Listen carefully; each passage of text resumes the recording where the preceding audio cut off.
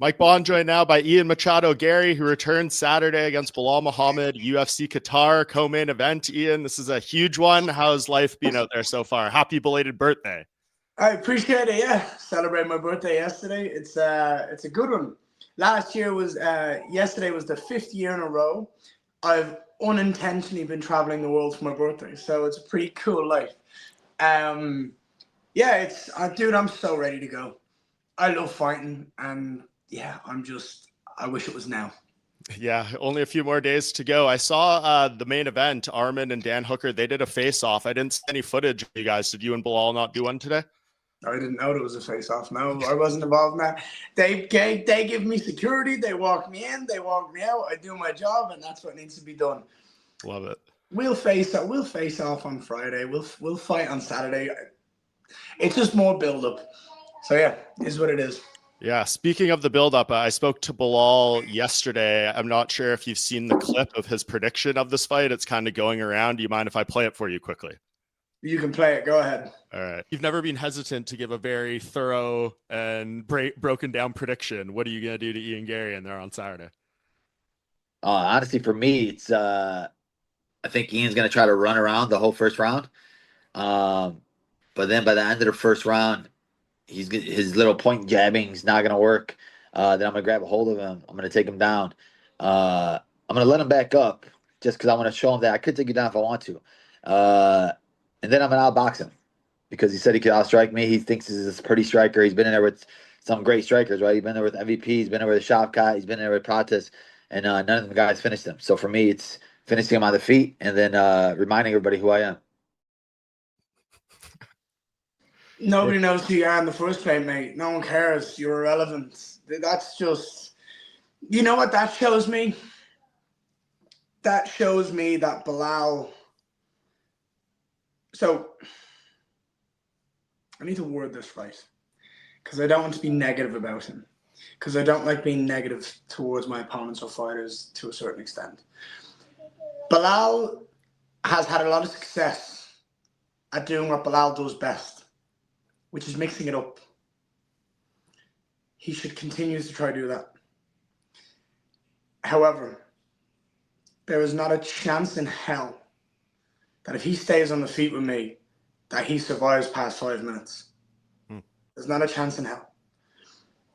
If you want the genuine reaction of what I believe that video is, that's a man lying to himself.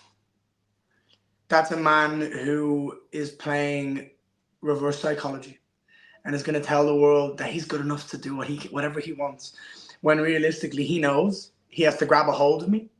It sounds like he's already making excuses. I'm going to grab a hold of him. I'm going to let him up. So he's going to grab a hold of me. He knows I'm going to defend.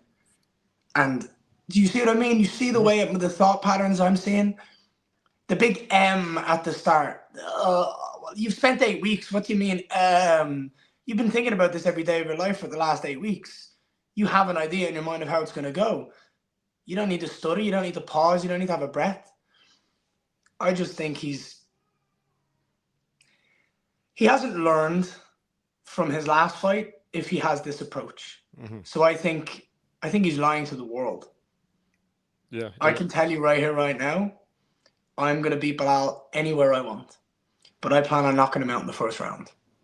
Yeah, I mean, like you said, did he learn the lesson from the last fight? The whole Canelo hands comments with Jack Della Maddalena. I don't know if he's trolling us or whatever, but if that's the genuine thought, I can promise you this right now, Mike. If he shows up and tries to box me, he won't land a single punch. That's my promise to you right now. There's a reason I look this good after this fight will be my 17th professional win. It's because I don't get hit that much. Belal, honestly, I don't want to get irritated, but there's just no world where he shows up and tries to outbox me. And if he does, he's an idiot. Yeah, and not trying to further irritate you, Ian, but did you see the UFC welterweight rankings update this morning? No, but they're kind of irrelevant in my mind to a certain extent because the guys that won should be above me now, if that makes sense. Like, I understand that. Practice being above me, silly, but I understand it. He did knock out whatever Leon was in the world, number 4, whatever it was, number 3. And Morales did knock out number 2 in the world, so they should be there. I think I've been like number 7 in the world for like the last 4 fights, dude. It's ridiculous. Like they just don't want to move me up because they know the star power is there and they're trying to kind of home it. I think they're having the little Conor McGregor effect. We can't let this guy disappear and go what we know he can do. I didn't see the rankings, so I didn't see the video, but I don't go on my phone. Man. Yeah, no, I totally I've told understand. people this. People don't believe me. I've not seen that video. I don't know what the rankings are, but I said to myself and my team last night, rankings are going to get updated. Can I guess them? You can, absolutely. Islam champion. Yep. Jack 1. Correct. Belal 2. Yep. Shavkat 3. Nope. 3 is Morales Michael Morales. 3. Yep. Shavkat 4. Yep. Usman 5. Nope. Usman's not 5? Nope. UFC love Usman. It wouldn't surprise me if they left him up at 5. That's good. Mm. Pratch is a 5? Pratchett is 5, and you're at 6. Okay. I'm 6. Yeah. Usman and Leon and Brady and all the blows. Yeah. Brady's God, 7. look at the UFC doing the right thing. Yeah. Look at that. Yeah. Brady is 7. Usman is 8, and Edwards is 9, and Buckley's 10. So that's the top 10 there. I mean, the thing is obviously my like reaction is to that. good. It finally looks right. We've got rid of Usman. We've got rid of Leon. We've got rid of Kobe. They're all gone. They're all out of there, and the new generation is here. That's how it should look right now at this point in time. Come this weekend, when I knock Belal out, I shall take that number 1 spot. Mm-hmm. Maybe. I'm fighting for the number 1 contender fight. That's my thing. When I win this weekend, this entire welterweight division revolves around me. Islam's the champion set in stone. That's not moving right now. However, who's next? All depends on my fight. Okay. When I go out there on Saturday night, I do what I know I'm going to do to Belal Muhammad, and I put on that spectacle for the first time in Qatar for all these fans in Doha to see live in action. They get to watch a man get put to sleep. There is no other option. I am the domino. I'm the start of that domino effect. I knock it over, and all the other boys have to go off into the sunset and be like, oh, that sucks, but Ian deserves to be next. Yeah, I absolutely agree with you. I think you're right there. It's up to your performance. The 100%. only thing that I find weird right now is, both Islam and Usman are angling for this fight against each other. Usman being 8 now, I think would probably hurt it, especially from the fan side even more. It seems like they don't want that fight anyways, but I don't think anyone wanted it in the first place though, mate. Yeah, what do you think of Islam pushing for that though? Because I'm sure he's going to have I understand why he wants it because of what Kamaru Usman was. If he was calling out this fight when Kamaru was that man, understandable. However, he is not the same champion that he used to be. He's a completely different human right now. The dominance that he had at one point in time is not the same. Mm-hmm. So I think Islam is looking at that as an easy win, an easy first title defense.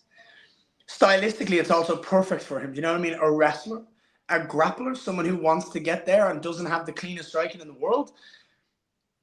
It's an easy fight for Islam. It's a lot harder to fight a long, tall, rangy striker who's viciously fast and intelligent in all areas of the sport. It's a lot harder to do that for your first title defense, right? Mm-hmm. Would that harm his record? Would that harm his thing? Of course it would. So I have nothing but respect for Islam Makhachev. I was the one who sung his praises ahead of him getting the world title fight. I said, if he wants to move up, every contender in the welterweight division should take a step back and allow the pound-for-pound king to come up and have that opportunity to go get 2 belts. That's what he deserves. He doesn't work all this hard for all of us to sit here and moan and complain. No. You've earned the respect. You've earned this position. We can all take a step back and allow that. But now he has to give that respect back. When I give him that respect and I say, you should move up, you should get the opportunity to fight for this world title, you should have that opportunity to achieve your dreams of being a 2-weight world champion, now you have to stand on that. And you have to respect that I'm the next in line when I beat Belal this weekend. When I beat Belal, you have to understand that I am next. I've earned the right to be next. And you sit there and you say yes. And the truth is, Mike, here's the way I look at it. He can say when and he can say where. If he wants to say the middle of winter in Russia, he can say it. I'll be there. I love that. No, it's the right mindset. And I totally agree. I want to see him fight you guys, these amazing welterweight division that's had the turnover. Is there any fear as you talk about fighters coming into the weight class that they might try to do this Ilya Topuria fight and mess things up, even more with this queue of contenders? If you want my honest opinion, I think Ilya and Islam is the biggest fight the UFC can make, period. Two weight world champions going at it head to head. Pound for pound number one, pound for pound number two. We've never seen that before. If you wanted to make a spectacle, that's the spectacle you can make. You know what I mean? You've got that White House card. Everybody's calling for it. If they want that fight, that's the biggest fight in the sport to make. Not John Jones, Tom Aspinall, nothing to do with Pereira, John Jones, whatever that is. It's Ilya and Islam. However, I don't believe the UFC. Look, this weekend, you've got myself and Arman Sarukian. Yep.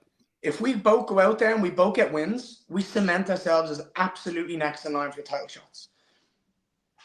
I don't believe the UFC want to hold up two divisions.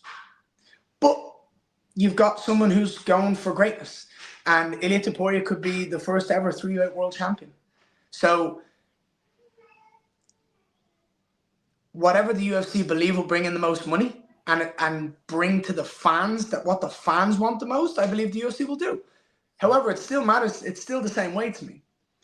When I win on Saturday night, my next fight is for a world title fight. Yeah. If Ilya wants to move up and fight Islam, that's the way it is.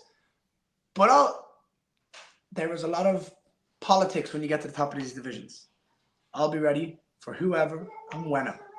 But that belt is on the line the next time I step in the octagon after Saturday night. Yep. No, again, the right mindset, and you can only control what you can. I personally think there's, more value maybe in keeping these guys apart right now, but we'll see ultimately what they do, Ian. I think if Islam goes and dominates more in the division and Ilya dominates, then I think you're going to have that collision regardless. I don't know. And this is part of the sport. Do you know what I mean? Like, we all want to see it. So timing matters, right? We always wanted to see Khabib and Tony because at the time it mattered. Do you know what I mean? Are we going to lose a fight that the world might want to see based on historical greatness of potentially Ilya winning the first triple weight champion of all time? Or is that going to ruin a champion? Is that going to ruin the division because Islam beats him? Do you know what I mean? This is just the hypothetical ideas, but it is what it is. And I don't think if I was the UFC, I wouldn't want to ruin a champion in a division. I would want to, you guys are here, that's it, end of. You defend your belt, or we'll find something else. Yep, I think that's why they encourage Islam to go up in the first place. But we're short on time. I think it's a smart decision for Islam to move up. Yep. There's far more bigger fights and bigger opportunities here and more interest. The welterweight division right now, Mike, it's the most exciting division in the sport without a shadow of a doubt. And arguably the most exciting a division's ever been. When you look at it from top to bottom, you named 1 to 10 there. Tell me a more stacked division ever from 1 to 10. When you look at records and resumes and everything combined, I think this is the greatest division we've ever seen. It's hard to argue that, Ian. And you're very much in the thick of it. Can't wait to see how you perform to kind of wrap up this amazing month at welterweight. Very much appreciate your time, man. I know you got a lot of media to do. We'll hear more from you at media day and all these things. So this was a treat to chat, Ian, and very much looking forward to this fight. Thank you. I appreciate you. Thank you as always.